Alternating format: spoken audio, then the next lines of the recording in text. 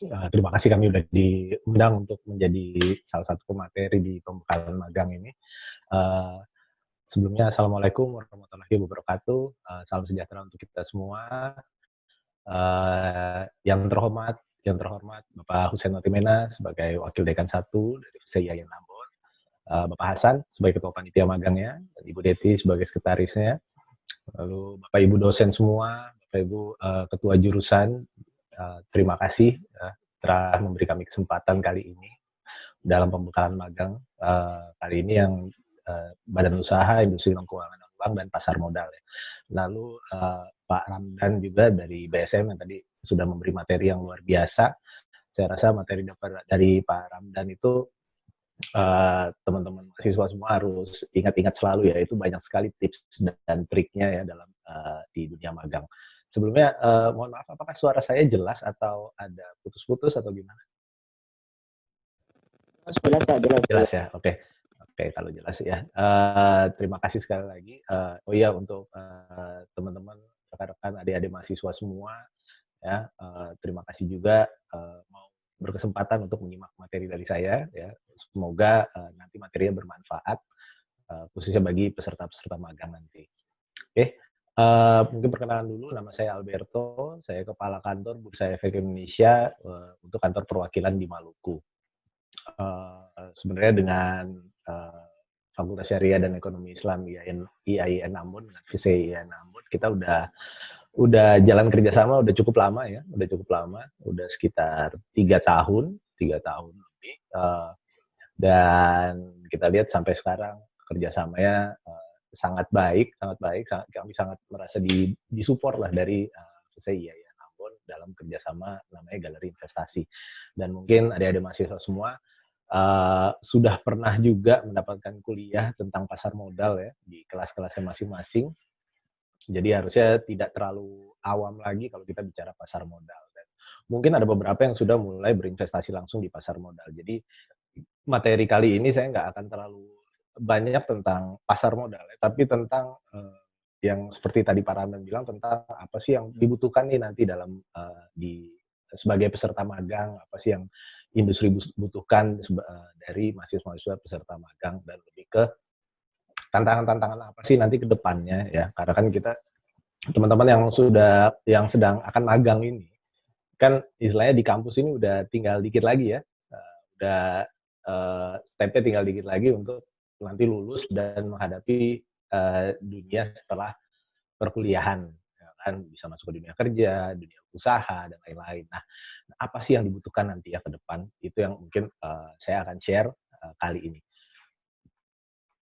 Oke, ya, subtema saya adalah bermodal di pasar modal, karena kita Bursa Efek Indonesia, kita di industri pasar modal, jadi kita lebih akan dalam di pasar modal, cuman nanti secara generalnya mungkin nggak cuma di pasar modal aja yang saya akan bahas. Nah, sebelum masuk ke lebih dalam tentang apa sih yang dibutuhkan dari peserta magang, lalu pasar modal itu seperti apa nanti peluang ke depannya, saya akan highlight sedikit beberapa tantangan ya di era zaman sekarang ya. Kalau yang lagi ngetren sekarang kan yang selalu dibahas-bahas adalah era industri 4.0, 4.0 ya. Jadi kenapa dinamakan 4.0? Karena kita ini udah revolusi industri di dunia ini udah beberapa kali, yang sekarang yang keempat ya, mulai tahun 2010 sebenarnya. Kalau revolusi industri 1 tahun 1780 saat ditemukannya mesin uap ya, revolusi industri kedua itu ditemukannya mesin dan listrik, yaitu mengubah segala bentuk perindustrian. Revolusi industri ketiga itu listrik dan komputer ya, sudah mulai diaplikasikan, dan itu merubah semua kondisi perindustrian dan sektor usaha menjadi sudah otomatis. Dan sekarang yang keempat ini, jadi kita udah tidak bilang revolusi industri yang 4 ini bukan otomatisasi lagi, tapi sudah masuk ke digitalisasi ya, komputer dan data. Nah, inilah yang jadi tantangan ke depannya, karena kalau kita bicara tadi Pak Ramdan juga sempat menyinggung tentang disruption, gangguan-gangguan terhadap sektor dari dampak industri 4.0 ini ya, revolusi industri 4.0 ini. Jadi nanti ke depannya ya tentu saja beberapa skill, beberapa pekerjaan mungkin akan tergantikan. Ada jenis pekerjaan baru yang akan terbentuk seperti itu ya. Nah ini yang harus teman-teman punya bekal ke depannya seperti apa ya. Nah tantangan tantangan utamanya di industri 4.0 ini ya, yang tadi saya bilang digitalisasi sudah sangat umum sekarang ya. Adalah ini beberapa tantangannya ya, ada 6 employment, capital, privacy, reliability, legal issue, dan IT security. Tapi saya akan fokus ke employment ya, pekerja ya, sumber daya manusianya. Nah, ini akan menjadi tantangan ke depan. Nah, karena kemajuan industri berarti akan ada perubahan kebutuhan terhadap pekerjaan terkait. Ya. Nah, kalau bisa dilihat ini dari sumber World Economic Forum, ya mungkin saya highlight sedikit aja. Jadi yang terdisrupsi apa sih? Ya, jadi rata-rata yang terdisrupsi atau yang terganggu nanti ya dalam masalah employment ini adalah uh, paling banyak industri adalah di financial service dan investors, ya termasuk lembaga keuangan ya dan pasar modal juga dan lembaga keuangan non bank lainnya, basic dan infrastruktur ya atau maksudnya perusahaan-perusahaan yang memproduksi bahan-bahan ya, barang-barang dasar ya, dan mobility atau pergerakan ya, atau transportasi juga masuk situ dan lain-lainnya ya. Tapi yang paling terdisrupsi adalah yang tadi 3 bidang tadi. Nah, terdisrupsinya seperti apa ya mungkin bisa teman-teman rekan semua bisa lihat sekarang dengan era digitalisasi sekarang contohlah di perbankan ya. Perbankan sekarang kalau dulu kita kan bicara perbankan kita bicara kalau mau buka rekening, datang ke banknya, ya, tanda tangan segala macam, ketemu customer service-nya, diurus rekeningnya, atau mau tarik uang, datang ke teller, ya, isi formnya, tarik uangnya, ya kan. Nah, makin ke sini ada ATM ya buat tarik uang, ada ATM buat setor uang. Berarti makin ke sini kan tenaga manusianya terhadap untuk yang melayani penarikan uang, setoran uang itu udah berkurang. Nah, makin ke sini sekarang bahkan kita bisa buka rekening bank hanya melalui gadget ya, tanpa harus ke bank ya, tanpa harus tatap muka langsung dengan customer service-nya. Ya, itu bisa. Tarik uang pun seperti itu. Ya, bisa langsung ke ATM aja ya, nggak perlu ke tellernya. Atau bahkan mau transfer uang lewat gadget. Ya, itu akan menjadi disrupsi terhadap employment-nya. Jadi semakin ke sini kebutuhan tenaga kerja di industri-industri keuangan akan semakin sedikit karena semua akan tergantikan dengan adanya digitalisasi ini ya. Secara fungsi akan tergantikan. Nah, kalau kita lihat ya di periode ini riset 2019 ya. Jadi bisa dilihat tahun 2015 sampai 2020 bahkan ke depannya juga ini tren-tren fungsi pekerjaan yang akan berkurang dan akan yang bertambah. Yang paling besar akan berkurang ini dalam ya bisa dibilang juta lah ya. Jadi dalam pekerjaan yang hanya mengurus pekerjaan kantoran dan administrasi itu akan berkurang sangat signifikan. Ya, karena semua pekerjaan administrasi ya office dan administrasi gantung dengan sistem digital. Jadi nggak perlu lagi nih kalau dulu mungkin kita pengarsipan itu kan butuh lemari banyak, kertas harus disusun, harus ditumpuk-tumpuk, diarsipkan. Jadi butuh banyak orang untuk melakukannya. Kalau sekarang semua sudah digital, ya kita tinggal save aja di platformnya yang di kantornya misalnya ya bisa.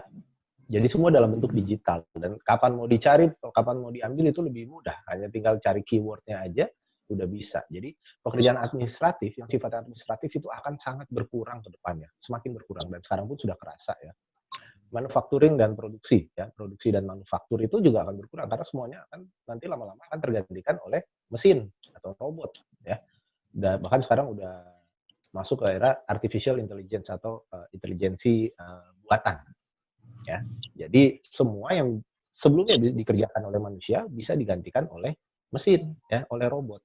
Nah, tapi kan ya kalau pekerjaan yang sifatnya rutin gitu ya, misalnya pengepakan segala macam semua udah tergantikan oleh robot. Nah, dan beberapa fungsi pekerjaan lainnya ya, ini akan menjadi disrupsi lah istilahnya. Ya. Lalu tapi di sisi lain ada jenis pekerjaan baru yang terciptakan atau akan lebih banyak dibutuhkan. Seperti contoh bisnis dan financial operation, ya. Kalau kita bicara keuangan kan ini butuh analisa. Analisa atau akuntansi itu kan butuh analisa. Jadi kadang-kadang tidak hanya dengan mesin kita bisa lakukan, tapi harus ada sentuhan manusianya juga, ya. Itu justru akan bertambah. Manajemen. Nah, manajemen ini kan skill untuk memanage atau mengatur orang, mengatur pekerjaan. Itu kan kalau mesin artificial intelligence itu kan hanya melakukan apa yang kita perintahkan. Sementara untuk memanage ya atau mengatur ya itu dibutuhkan oleh tenaga manusia, komputer dan matematik dan lain-lainnya ya. Jadi ke depannya mulai dari sekarang ke depannya ini memang akan menjadi kebutuhan industri itu akan berubah terhadap pekerjaan. Pekerjaan administrasi akan berkurang, ya, manufacturing dan produksi akan berkurang, sementara beberapa pekerjaan lain justru kebutuhannya akan bertambah, seperti bisnis financial operation dan manajemen dan lain-lainnya. Ini mungkin sebagai gambaran aja kepada teman-teman semua, nanti setelah teman-teman lulus dari kampus, apa sih yang sebenarnya dibutuhkan oleh industri di pekerjaan itu, apa aja sih skill-skillnya. Jadi ini yang harus teman-teman siapkan juga. Nah, tren pekerjaan kalau kita lihat di dunia itu, ya, ada yang kebutuhan berkurang, ada yang kebutuhan bertambah. Nah, ternyata kalau kita di Indonesia, di negara ASEAN, ya, yang sebenarnya kesempatan untuk penambahan pekerjaan itu, ya, sektor pekerjaan itu sebenarnya lebih banyak daripada yang berkurangnya. Ya, jadi sekarang teman-teman sudah mulai mikir, kalau saya cuma mikir nanti lulus mau kerja di perusahaan, mau kerja yang gampang aja lah, yang yang cuman administrasi atau yang tidak membutuhkan skill khusus, itu yang akan berkurang. Justru yang bertambah adalah skill-skill tambahannya itu, ya, pekerjaan yang membutuhkan skill tambahan. Makanya tadi Pak Ramdan bilang, 3K, ya, kampus, kos, kampung, ya. Kalau kita cuman, hanya berkutat di situ kampus, ya, eee, nggak ngapa-ngapain lagi, tidak mencari skill tambahan selama kita perkuliahan, ya itulah kemungkinan kita nanti pas lulus kita nggak punya skill yang dibutuhkan, skill-skill tambahan yang dibutuhkan oleh industri-industri tadi, ya. Jadi, ya tadi benar pesan Pak Ramdan, kita harus, dalam dunia perkuliahan, di kampus itu ya kita harus cari nilai tambah yang tidak disediakan juga di kampusnya, ya. Yang disediakan ya kita ambil, tapi yang tidak disediakan kita cari sendiri, harus lebih proaktif, ya. Nah, bagaimana kesiapan sumber daya manusia di Indonesia? Nah, ternyata kalau dilihat lagi, per Agustus 2018, terdapat 124 juta lulusan tersedia untuk lapangan pekerjaan di Indonesia. Nah, kalau 2020 saya belum update datanya, tapi pasti akan lebih banyak, ya. Nah, masalahnya teman-teman semua nanti, kalau lulus ya, teman-teman akan menjadi bagian dari ini. Nah, setelah di riset, ya, 16% itu belum lulus SD, 43% itu minimal sekolah dasar. 12% itu ya D3 ke atas, ya, D3 ke atas. Nah, teman-teman ini masuk yang 12% ini. Nah, di 12% inilah teman-teman yang harus benar-benar mempersiapkan skill teman-teman, kesiapannya teman-teman semua agar ibaratnya bisa punya nilai tambah nanti ke depannya seperti apa, ya tadi skill-skill itu yang harus dibutuhkan.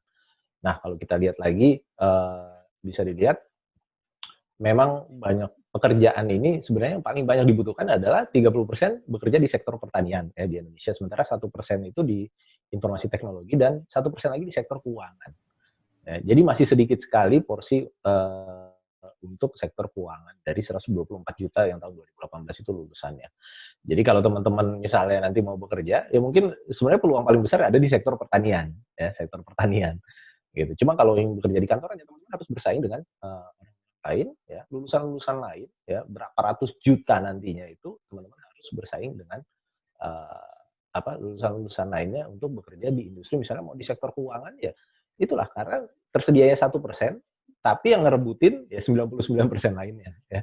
Jadi itu yang teman-teman harus persiapkan. Jadi nggak bisa kita hanya mengandalkan, oh, oke, saya udah lulus, dapat IPK segini, saya nanti lamar kerja, pasti keterima karena saya udah lulus. Enggak juga ya. Itu yang dilihat sekarang nggak, di industri-industri ini nggak hanya melulu melihat prestasi akademik, tapi apa di balik prestasi akademiknya. Kalian selama kuliah tuh ngapain aja, apa sih yang kalian lakukan, eee, nilai tambah apa yang bisa kalian hadirkan terhadap perusahaan, terhadap industri, gitu ya. Nah, Ini mungkin ringkas aja. Ini jadi ke depannya skill yang diperlukan, keahlian yang diperlukan oleh industri ya, oleh merekrut ya karyawan-karyawan atau orang-orang baru sebenarnya ini ya, ada satu ya utamanya ada 9 ini dari risetnya. Complex problem solving, creativity, people management, decision making, emotional intelligence, service orientation, cognitive flexibility, dan negotiation. Jadi kalau kita lihat kan yang skill kasar istilahnya apa ya? Misalnya saya jago mengoperasikan Microsoft Excel ya. Itu udah nggak dituntut lagi sekarang. Karena semua udah otomatisasi, udah digitalisasi, udah gampang. Kita nggak perlu jadi jago banget di Microsoft Excel untuk membuat laporan keuangan atau menganalisis laporan keuangan. Tapi kita hanya butuh misalnya ada toolsnya, ada aplikasinya yang sudah bisa menganalisa itu seperti itu ya. Yang dibutuhkan sekarang lebih banyak ke soft skills ya, seperti ini 9 ini. Nah, teman-teman harus merenungi ini, apa sih saya kurang di mana? Ya, saya kurang di mana sekarang? Ya, kalau misalnya negotiation itu negosiasi ya, itu juga dibutuhkan pengambilan keputusan, ya, emotional intelligence ya, mampu manajemen orang-orang, people management, kreativitas ya, itu juga sangat dibutuhkan sekarang. Jadi sekarang kita udah nggak bicara hard skill ya, tapi soft skills ya, apa yang ada di dalam yang kita bisa kasih ke perusahaan. Karena sekarang mayoritas mungkin hard skill itu kan sudah tergantikan nantinya ya, di artificial intelligence, robot, otomatis digitalisasi. Nah, ini saya mungkin 10 keterampilan perlu dikembangkan di era industri 4.0.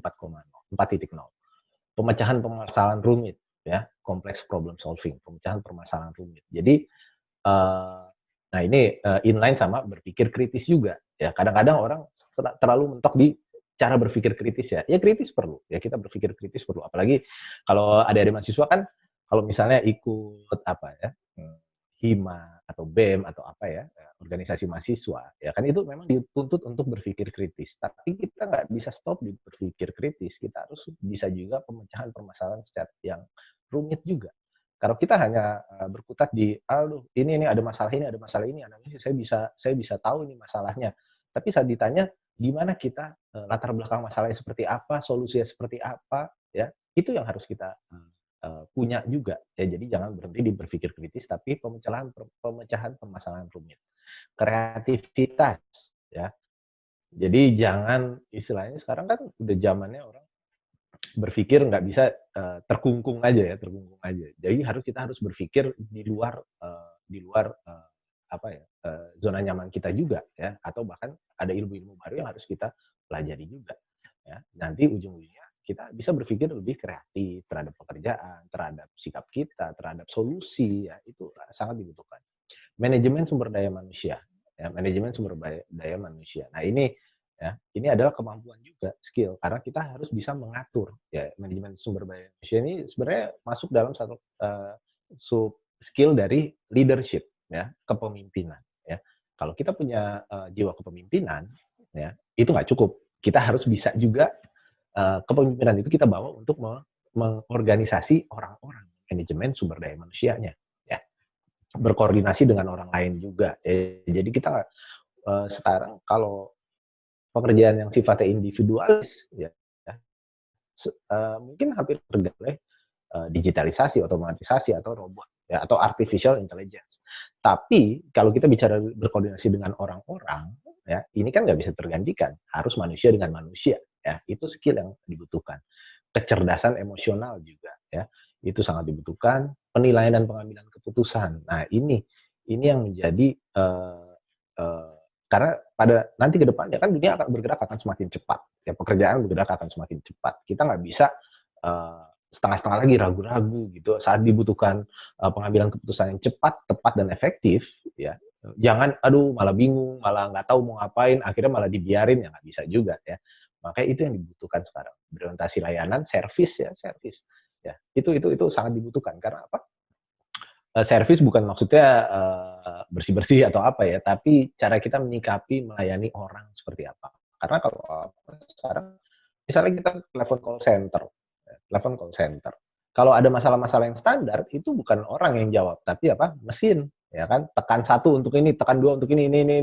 Misalnya, oh saya punya masalah ini, tekan satu, dua, tiga, terus dan akhirnya sudah ini, oke, saya buatkan laporan. Nah, tapi tindak lanjutnya itu siapa? Ya, tindak lanjutnya itu kan nanti akan manusia yang akan melakukan, orang. Nah, kalau orang tidak punya orientasi terhadap pelayanan atau terhadap service, ya perusahaan juga nggak mau ngambil. Mendingan kita pekerjakan mesin, ya kan? Gitu. Negosiasi dan fleksibilitas kognitif, ya. Ini beberapa skill atau keterampilan yang memang dibutuhkan sekarang dan nanti ke depannya. Jadi teman-teman tetap bisa mengevaluasi diri sendiri seperti apa sih. Nah, nanti dalam magang ini ya harusnya 10 ini juga yang teman-teman bisa cari di perusahaan yang teman-teman akan magang, ya. Jadi jangan cuman apa, terbatas saya kerja tunggu perintah, tunggu suruhan, disuruh apa baru kerjakan, nggak bisa. Ya, tapi kalau tadi Pak Ramdan bilang, kita mau apa sih, mau dapat apa sih dari magang ini, ya kan? Itu yang kita cari. Nah, kalau ini mungkin saya kasih tipsnya, ini mungkin 10 ini yang kalian teman-teman bisa cari saat teman-teman magang. Tapi nggak cuma magang aja, di luar magang pun bisa. Ya, banyak referensinya. Oke, the future of job skills requirement ini sebenarnya penjabaran yang tadi ya, tapi saya nggak akan jabarkan semua.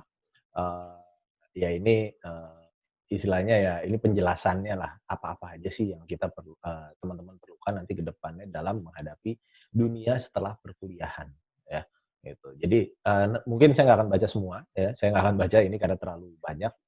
Tapi nanti teman-teman kalau mau materinya silakan kita bisa koordinasi dengan rekan saya Rahma juga, itu bisa koordinasi ya. Mungkin teman-teman semua tahu ya Rahma karena biasanya yang kasih kuliah di IAIN kan Rahma ya, pasti tahu lah ya. Oke. Atau dengan nanti panitia saya akan share file ke panitia juga. Oke, kita masuk ke industri finansial sendiri ya, nanti masuk ke pasar modal juga. Jadi pada dasarnya industri keuangan atau industri finansial di Indonesia itu ada beberapa regulator ya, Indonesia, OJK, LPS dan Kementerian Keuangan. Nah, industri keuangan sendiri di bawah oke, ya, di bawah regulasi dari OJK, koordinasi dari OJK, Otoritas Jasa Perbankan, asuransi, pegadaian, ya, pengkreditan, ya, dan lain-lain, dan termasuk pasar modal itu ada di bawah naungan OJK. Nah, yang menjadi menarik adalah kondisi masyarakat Indonesia sekarang ini. Jadi kalau rekan-rekan semua lihat, kalau dilihat dari hasil survei ya di Indonesia, masyarakat Indonesia ini rata-rata baru memahami, tapi belum memanfaatkan. Nah, tapi yang jadi fenomena unik adalah di perbankan. Orang memanfaatkannya banyak, tapi memahami perbankan itu nggak sebanyak orang yang memanfaatkan. Karena kita tahunya kan produk perbankan tabungan, deposito, dan lain-lain ya. Banyak yang pakai. Tapi ngerti seperti apa tabungannya segala macam, fungsi apa, mungkin nggak terlalu mendalam. Tapi memang paling banyak sekarang di Indonesia adalah orang lebih melek perbankan ketimbang industri-industri yang lain seperti asuransi, pegadaian, pembiayaan, dana pensiun, bahkan yang paling kecil ya di pasar modal. Ya. Hanya sedikit orang yang tahu tentang pasar modal dan lebih sedikit lagi orang yang memanfaatkannya.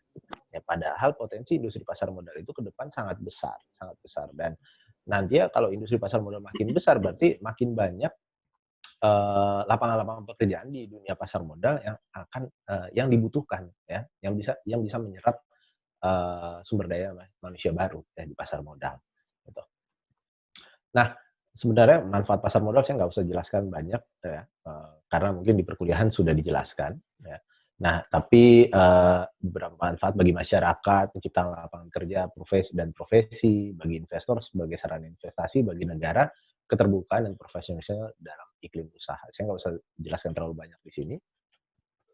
Sementara kalau kita bicara potensi pasar modal syariah, ya dari 264 juta jiwa di Indonesia, ya 230 juta jiwanya itu adalah beragama Muslim, 87%-nya, hampir 90% ya. Jadi sebenarnya potensi pasar modal syariah di Indonesia itu besar sekali. Bayangkan kalau semua orang memanfaatkan pasar modal syariah sebagai sarana investasinya. Itu akan sangat besar sekali potensinya ke depan, ya. Dan pasti kalau industri yang berkembang, ya, kebutuhan akan sumber daya manusia juga akan bertambah secara signifikan. Tapi sekarang kenapa belum terlalu berkembang? Karena apa? Tadi balik lagi literasi masyarakatnya, pengetahuan masyarakat terhadap pasar modal itu masih rendah sekali. Makanya itulah ada bursa efek di daerah-daerah kantor perwakilan untuk mensosialisasikan tentang pasar modal.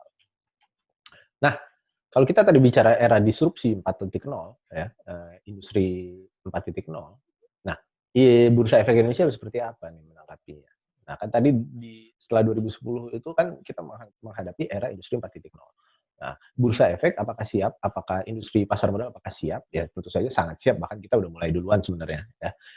Proses digitalisasi di Bursa Efek Indonesia itu berlangsung sebelum 2010. Dari mulai 2007 itu sudah perdagangan full online, bahkan tanpa warkat ya, tanpa lembar saham lagi itu udah dimulai sebelum 2010. Sebelum 2010 bisa dilihat dulu di Bursa Efek, di kantor Bursa Efek itu masih banyak komputer, orang datang buat jual beli saham, telepon di mana-mana, printer segala macam. Sibuk sekali di ruang Bursa Efek Indonesia. Tapi setelah 2010 ini semua sudah tidak dipakai ya, semuanya sudah online. Jadi udah nggak diperlukan nih orang-orang datang ke sini ini udah nggak diperlukan. Orang-orang untuk ngurus kertas, untuk nyatet segala macam, untuk telepon segala macam, angkat telepon dan lain-lain, udah tidak diperlukan karena apa? Semua sudah digital dan online, udah online. Sekarang kondisinya seperti ini, yang tadinya itu lantai Oke. Ya. Oke. Oke. Suara saya masih kedengeran? Oke, jadi yang tadinya lantai bursa, ruang Bursa Efek Indonesia itu tadi buat orang buat trading, jual beli saham, ya sibuk di sana ya, banyak orang di sana ya. Sekarang lantai bursa dipakai buat konser aja ya. Karena pada dasarnya lantai bursa sekarang udah nggak kepake lagi buat orang-orang yang datang untuk jual beli saham, semua sudah online. Bisa dilakukan di rumah, di kantor, ya nggak perlu datang ke Bursa Efek buat untuk investasi. Tapi sekarang ya lantai bursa dipakai buat ya acara-acara aja ya, acara-acara seperlunya aja. Jadi itulah yang menjadi gambaran industri-industri lain pun akan seperti itu. Akan terjadi perubahan ke sana ya. Nah, sekarang kita bicara karir di pasar modal ya, karena kita bicara. Kalau tadi saya bicara tips-tips magang kayak Pak Ramdan udah jelasin semua ya, udah sangat jelas, sangat bagus. Jadi saya nggak akan terlalu ngasih tips-tips buat teman-teman nanti saat pembekalan magang, tapi lebih ke depannya nanti setelah uh, apa setelah keluar dari dunia perkuliahan setelah lulus ya. Kalau kita bicara karir ya, ini 4 step dalam dunia karir untuk bisa menjalaninya dengan baik, dengan serius ya. Pertama tentukan tujuan karirnya. Bisa dimulai sedini mungkin sebelum menjadi sarjana, sebelum menjadi sarjana ya. Gitu. Kalau jadi kalau sekarang kalau kita belum pikir nanti ini biasa sih kalau saya ada perkuliahan saya tanya. Teman-teman nanti kalau udah lulus mau jadi apa? Oke, ada yang bilang mau kerja. Oke, mau kerja apa? Di kantor, iya kantornya apa? Nah itu udah mulai bingung tuh. Saya mau ngapain ya, kantor mana? Tentukan tujuan saya mau ya kan, seperti itu. Jadi tentukan tujuan dulu. Nanti setelah saya lulus dari perkuliahan saya mau ngapain? Ya, nah, saya mau bikin usaha apa terserah, tapi tentukan dari sekarang. Jadi kita punya fokus di sana, kita punya fokus. 2, kenali profesinya. Ya kalau sekarang misalnya di jurusan ya udah ngambil jurusannya EKSI atau apa ya. Nah itu dari situ dari jurusan ini saya punya peluang masuk ke mana ya, ke karir yang mana. Itu harus kita tentukan ya. Ketiga, miliki sertifikasi profesi kalau ada ya. Miliki karena apa? Sertifikasi profesi ini nilai tambah bagi teman-teman semua ya.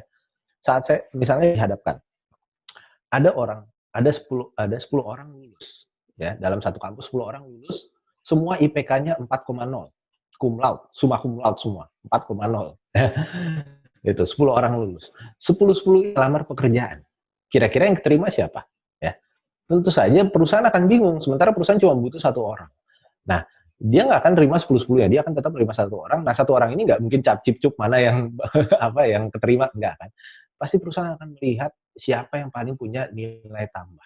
Ya, nilai tambahnya seperti apa? Misalnya dari 10 ini yang punya sertifikasi profesi, misalnya saya punya sertifikasi profesi akuntansi dan yang dibutuhkan accounting, ya pasti yang diambil yang sertifikasi profesi, bahkan yang punya sertifikasi akuntansi ini IPK-nya cuma 3,0, tapi bisa jadi dia yang diambil, seperti itu. Makanya nanti saat kita terjun ke dunia mau mulai masuk ke dunia pekerjaan, dari karir kita apa nih yang kita mau, nah apa yang dibutuhkan sertifikasi profesi, apa yang dibutuhkan di karir kita ini, ya.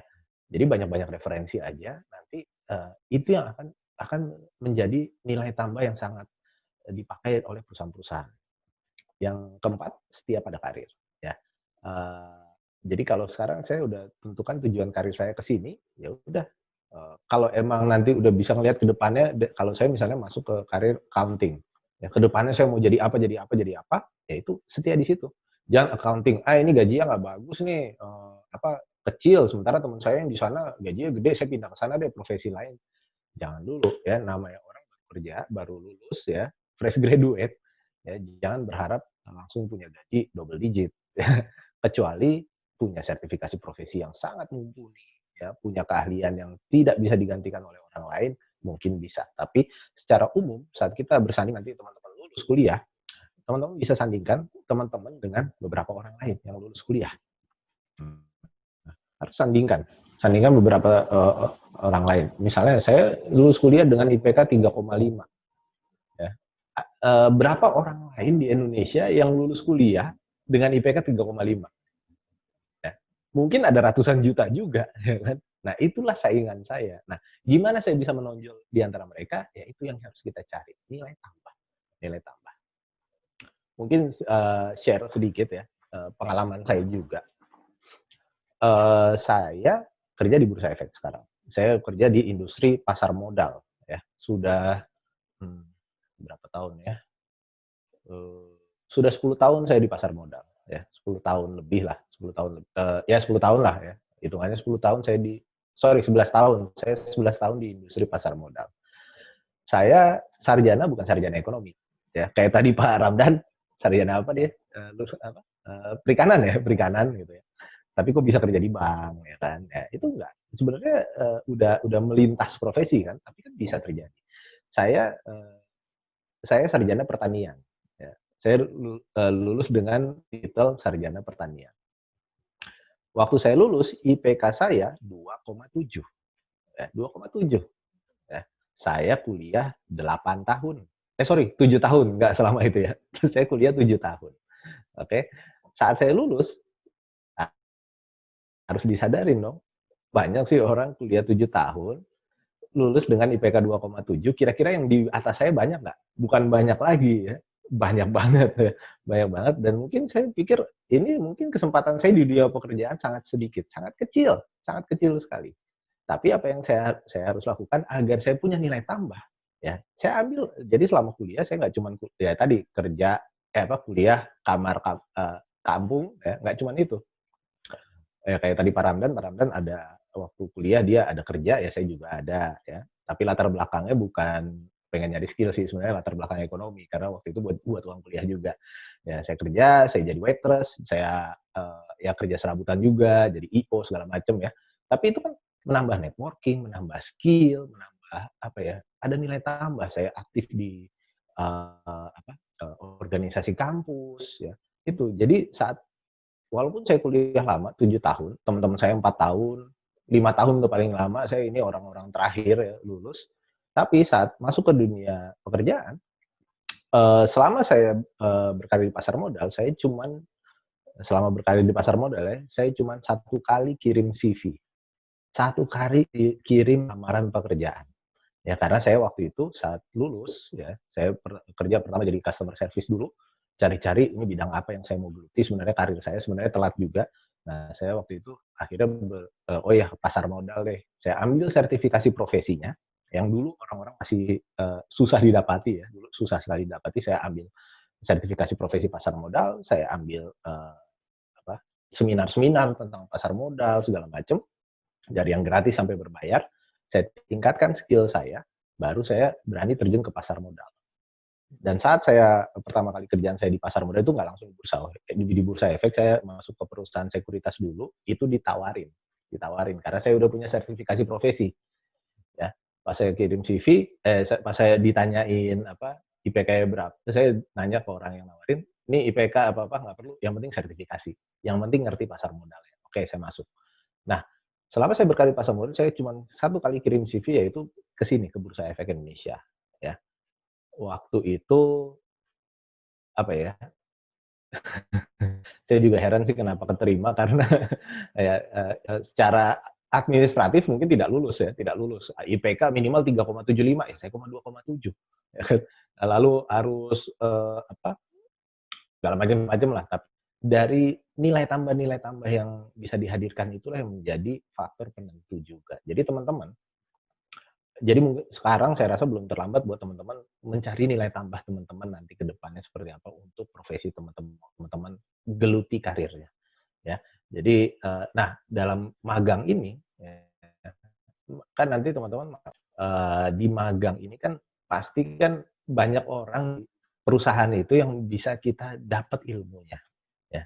Jadi coba banyak bertanya, yang tadi Pak Ramdan bilang, jangan diem-diem aja, banyak bertanya, ya, nanya, minta sharing cerita, ya, atau Pak Ramdan tadi bilang, satu hari satu quotes motivasi itu cari misalnya satu kali satu pengalaman dari satu orang yang bekerja di teman-teman magang deh, udah cukup. Jadi jangan nanti pas udah magang cuman ngumpul sama anak magangnya, gosip-gosip, cerita-cerita, ketawa-ketawa, ya kalian nggak akan dapat apa-apa dari situ.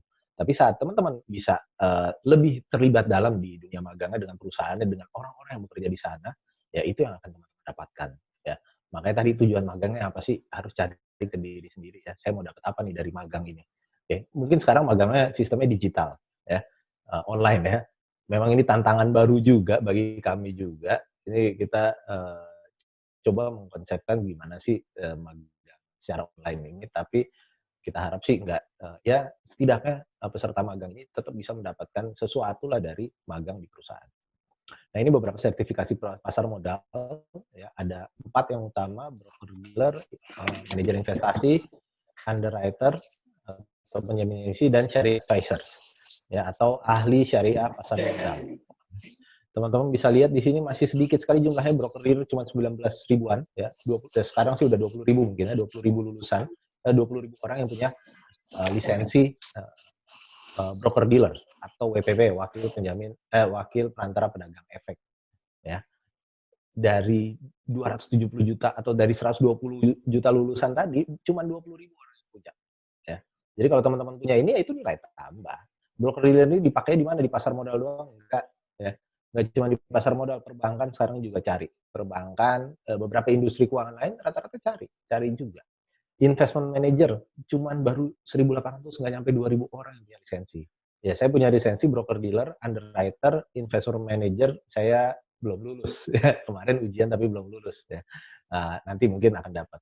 Underwriter cuma 200-an orang yang punya ya. Syariah advisor, nah lebih dikit lagi ya, ahli syariah pasar modal ini cuman 150 ya. Sekarang mungkin udah lebih, tapi nggak nyampe 1.000.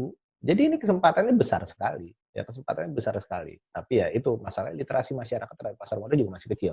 Tapi nanti kita lihat ke depannya, potensinya seperti apa. Kalau makin besar industri ya, ini semua akan makin dicari, akan makin dicari. Bahkan kita di Ambon sendiri, ini real aja ya, di Ambon sendiri, kita mau nyari orang yang punya lisensi broker dealers itu susah, susah, nggak ada lagi. Ya. Yang sekarang udah punya lisensi broker dealer, udah kerja, di pasar modal.